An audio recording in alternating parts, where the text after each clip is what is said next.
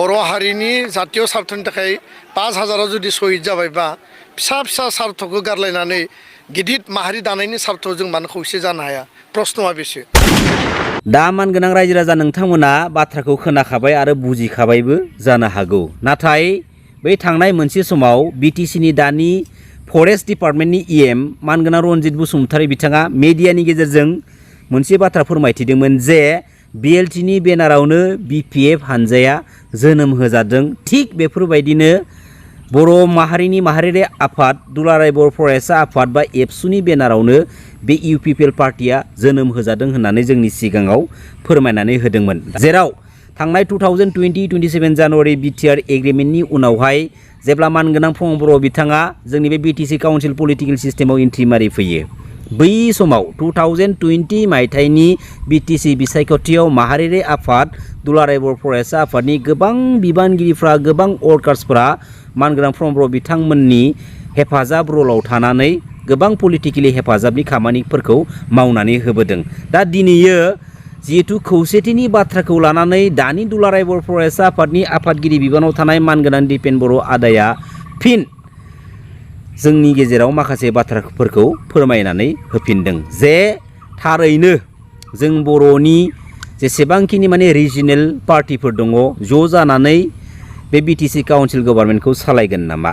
दा बेखिनियाव मोनसे सोंथिया मानगोनां दिपेन बर' आदानिसिम बेरखांदों जे बे खौसेथिनि बाथ्राखौ सिरियासलि जोङो माबा नङा माबा मोनसे बिन्दोआव जोङो मावनानै साक्सेसफुल खालामहैनो हागोन नामा, बेखौ जोङो नाजाबाय थाखानांगोन। नाथाय बे थांनाय 2020 मायथाइयाव जेब्ला इउपिपिएल पार्टिया 12टा सिट लानानै देरहासार जानो हादोंमोन आरो बिपिएफ पार्टिया गासै 17टा सिटखौ लानानै देरहासार जानो हादोंमोन, बै थांनाय 2020 मायथाइयावबो माहारियारि आफादनि सासे दैदेनगिरि महरै बै समावबो बिपिएफ आरो इउपिपिएल खौसे जानानै जोंनि बे बिटिसि काउन्सिल गभर्नमेन्टखौ सालायनांगौनि थाखाय माखासे बाथ्राफोरखौ खावलायनो हागौमोन। नाथाय बै थांनाय 2020 मायथाइयाव मानि थाखाय खावलायदिया, बेनि आन्दोनि गुबै जाहोनफोरा मा? माखासे लिडार्सफोरा माखासे दैदेनगिरिफ्रा गावनि बे दैदेननाय समावनो स्टार्टिं समावनो जा मोनो बेखौनो माने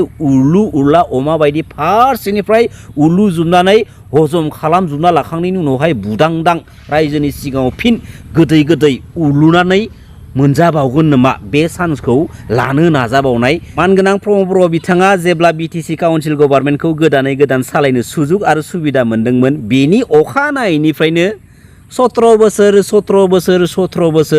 बोसोराव बिपिएफआ 17 बोसोराव मानगोनां हाग्रामा महिलारि सारमोना जेबो मावबोआखै। नाथाय बे बिटिसि एकर्डनि अखानायै उननिफ्राय जा मोनसे जोंगा मागा सेक्रेटारियेट न', बे न'खौ सोर लुनाय? बे न'नि सिङाव थानानैनो मानगोनां प्रमद बर' बिथाङा 5 इयार्स कमप्लिट जालांबाय बे जोंनि बिटिआर ओनसोलनि सिङाव माखासे पलिटिकेलि खामानि मावनो सुजुग आरो सुबिदा मोननाया।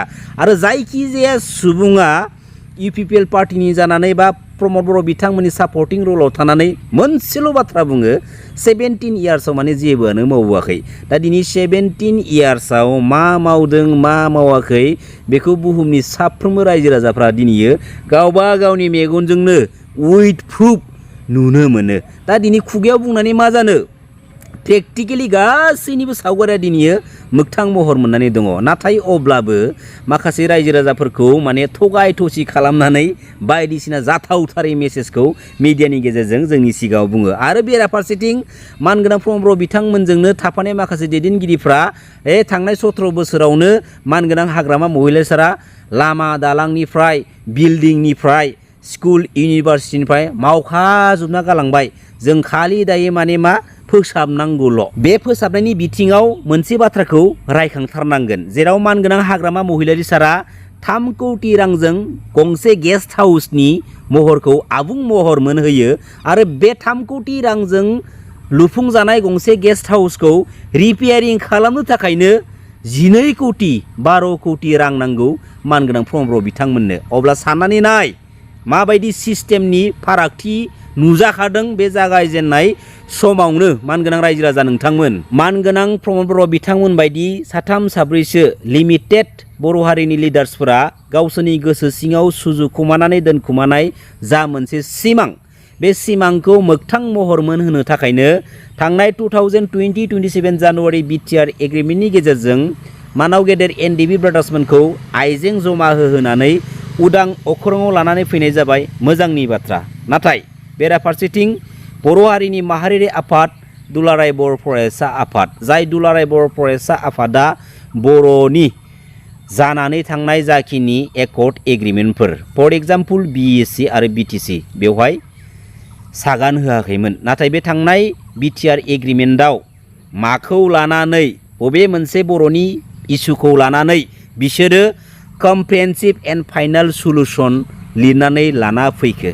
दा बेनि फिननायखौ सोर होगोन दिनैनि समाव?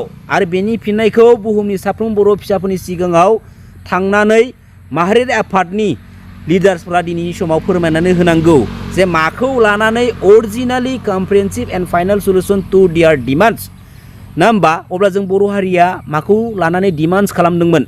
सेपारेट स्टेट बड'लेण्डखौसो, नङा होमबा? अब्ला दिनै जोङो सेपारेट स्टेट बड'लेण्डखौ मोनबाय नामा, जेराव कमप्रिहेन्सिभ एन्ड फाइनाल सलुसनखौ लिरनानै लाना फैनाय जादों? जोंथ' सेपारेट स्टेट बड'लेण्डखौ मोनाखै।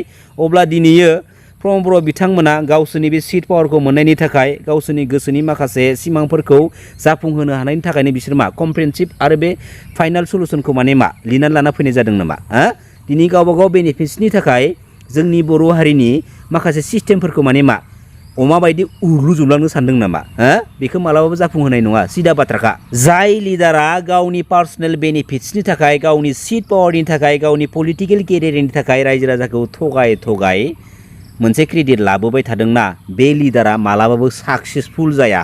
बे लिडारा दिनै नङा गाबोन सानसे बियो थुंगेहैखागोन, सिदा बाथ्राखा। थिग बेफोरबायदिनो दा समाव बे सेम लाइनजों खारनाय माखासे थासारिखौ जोङो नुनो मोन्दों। दिनै जायनि आथिं हमनानै, जायनि आखाइ हमनानै मानगोनां प्रमद बर' बिथांमोना जोंनि बे बिटिसि काउन्सिल पलिटिकेल सिस्टेमाव एन्ट्रि मारि फैदोंना, बैसोरनि आथिंखौबो मोनला, बैसोरनि आखाइखौबो मोनला, जायनि थाखाय जानो हागौ फिन आरोबाव दिनैनि नैबे समावसो खौसेथि जानांगौनि बाथ्राखौ थुना होनानै जोंनि गेजेराव फोस्रावनाय माखासे नुथायखौ जोङो नुनो मोन्दों। नाथाय बै थांनाय 2 बोसोर सिगां, 3 बोसोर सिगां जों मानो रायखांनाय नुनो मोनदिया? खौसे जानायखौ जों बयबो लुबैयो, नाथाय बे खौसेनि स्ल'गाना सम आरो बोथोरजों ग्रोब ग्रोब माबोरैहाय मिलायफ्लेनानै रायखांजाबाय थाख'? सम आरो बोथोर सफैब्लाल' माने खौसेनि बाथ्राखौ माने रायखांनाय जों नुनो मोनबाय थायो। बेसे साननो गोनां बाथ्रा मानगोनां रायजो राजा नोंथांमोन। दिनै स्पेसियेलि मानगोनां प्रमद बर' बिथांनि पलिटिकेल केरियारा कमप्लिटलि आपकामिं 2025 बिटिसि बिसायख'थिनि गेजेरजों डिस्ट्रय जानो थांगासिनो दङ, जेराव बुहुमनि साफ्रोम बर' फिसाफ्रा दिनै बुजिनो हाग्रा जाबाय, मिन्थिग्रा जाबाय।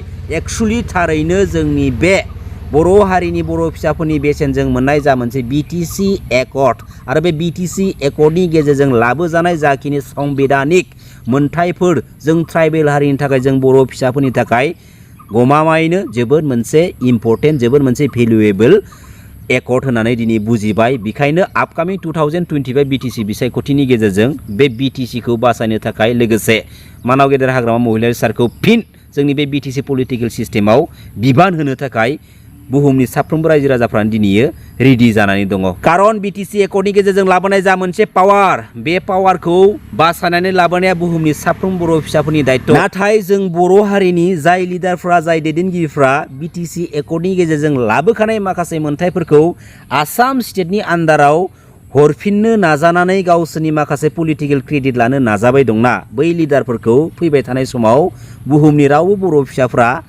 सापर्ट होनाय नङा, सिदा बाथ्राखा। बेखायनो मोनसे बाथ्राखौ आं बुंगोन, सैथो लिडारनि उन उन खारफा, नंखाय आरो थगायसुला लिडारनि उन उन मालाबाबो दा खारफा। नंगौ नङा मानाव गेदेर रायजो राजा नोंथांमोन? गोजोन्थों, खुलुमबाय। जय बर' हारिनि, जय बर' बिमानि।